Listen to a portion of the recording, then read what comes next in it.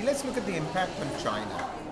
China is a much more globally integrated economy than, say, India or even Brazil.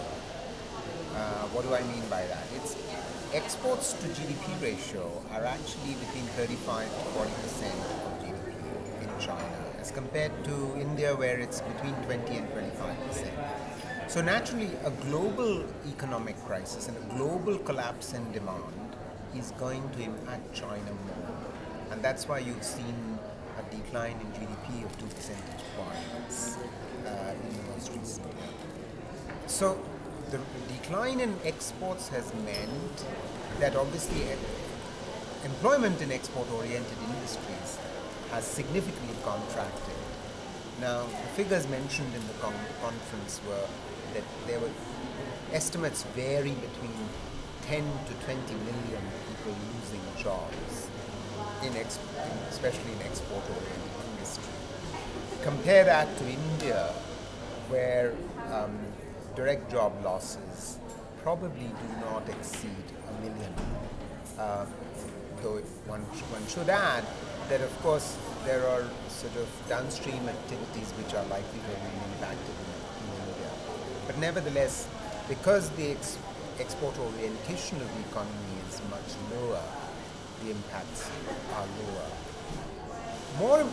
Even equally importantly, both the Chinese and the Indian economies have very large domestic markets. And so what the strategy in China has been to actually pump up demand in the domestic economy. The Chinese have actually put in a fiscal stimulus equivalent to 6% of GDP this year and an additional 6% of GDP next year, so that domestic consumption is being sustained. Now, in Brazil, it's very interesting that because Brazil has, under President Lula's government over the last 7 years, seen a significant improvement in the quality of social policy and the investment in health, in education, and in social assistance in particular, in what is called a conditional cash transfer, the Bolsa Família program.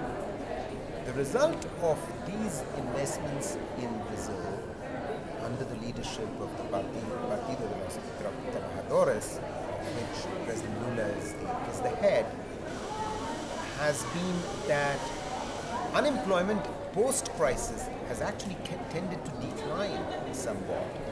In fact, even more interestingly, the Gini coefficient, which is of income distribution, has actually fallen. In other words, income inequality has improved, has fallen over the last several years.